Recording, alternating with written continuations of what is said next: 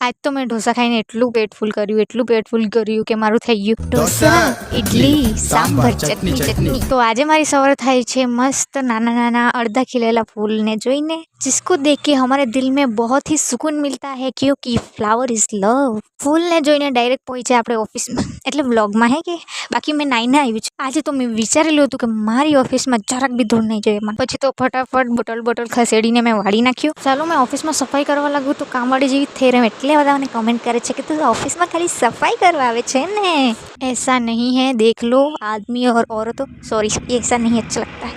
man and women થોડું ઘણું કામ બી કરી લઉં છું